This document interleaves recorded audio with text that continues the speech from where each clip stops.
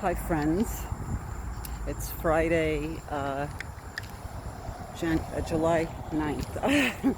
It's actually in the evening, it's about 7 o'clock. I decided to take a walk and I made my way to the store. I had to get a few things.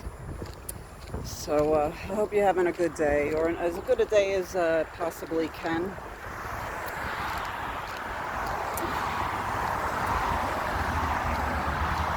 The subject. What is the most damaging thing that the chronic illness patients go through? Any dysautonomia.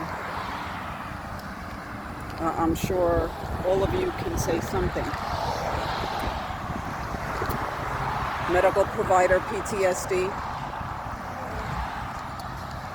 Who hates going to a new doctor if you don't know them? Right?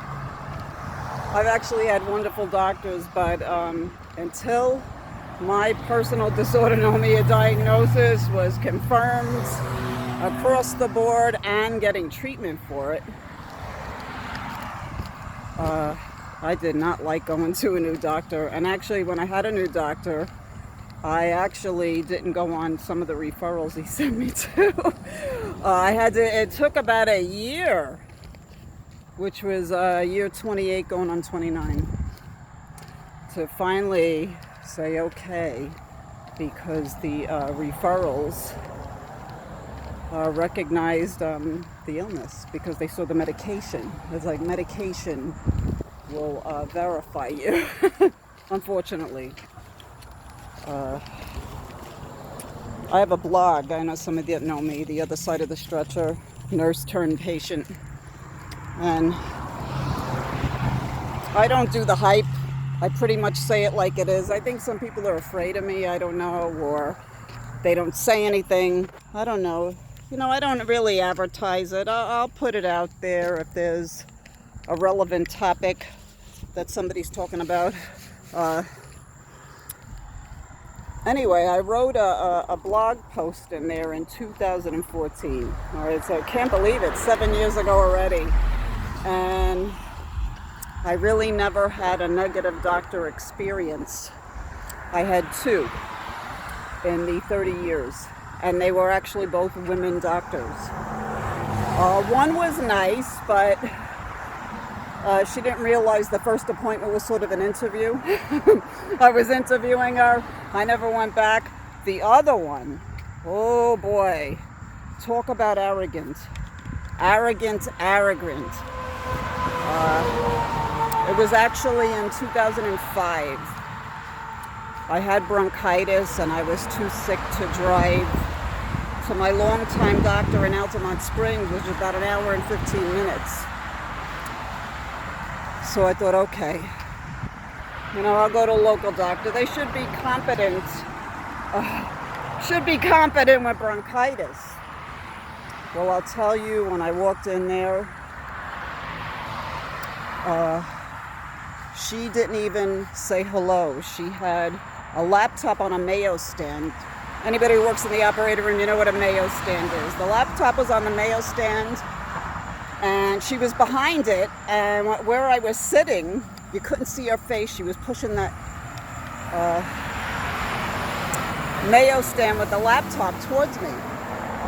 And she saw, I guess, CFS somewhere on there.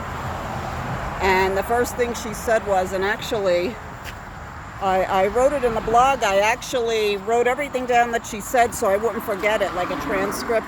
And I put it in the blog in 2014, and I'll tell you exactly what she said. There is no such thing as chronic fatigue syndrome. Chronic fatigue syndrome is depression. Who was your doctor? Is your doctor an internist? If your doctor is an internist, Medicare isn't going to pay me. You should have went to my friend Dr. B. All right, I'm going to say Dr. B. Down the road at the urgent care center. Who filled out your disability papers? How interesting, someone filled out your disability papers. You have fibromyalgia too? I make my fibromyalgia patients exercised. I sat there. I was stunned. I couldn't believe how arrogant this woman was. And she was younger than me too. She graduated from NYU. And I wanted to say to her, what happened to NYU? Because my husband I was married to graduated from the dental school 10 years before she graduated from their medical school. I wanted to say, what happened to NYU? Because you're terrible. I was just, no physical exam. She actually used her stethoscope and listened to one breath in each of my lungs and gave me a prescription for Robitussin and codeine. So when I got outside and sat in the car, I was just, I didn't know what hit me. And I thought, wow, this is what some of my friends, fellow patients were talking about. Experiences like this, just terrible. You know, when I finally decided to report her to the medical board, she actually wasn't in Florida anymore. She actually wasn't in the country. It took a little while to track her down, actually at the Karolinska Institute in Sweden, recruiting students for Harvard Medical School. Can you imagine these young students with brains like sponges are listening to that? So this is why, you know, one of the reasons that has added to the whole generation of misinformed providers. Really terrible. No one should have to go through an experience like that. But actually many of us have, so that's why patients have medical provider PTSD. Patients give up. Patients give up because of these experiences. They figure nobody's going to listen to them. They don't want to go to that new doctor. That doctor isn't going to believe them, and they're going to go through the same thing. It's terrible. And the name of that blog is The Patience of a Patient. You really do need patience as a patient. It took a while, you know, for me to process that. But actually, 4 days later, during the night, I had a 102, 103 fever. And I ended up going to that Dr. B at the urgent care center.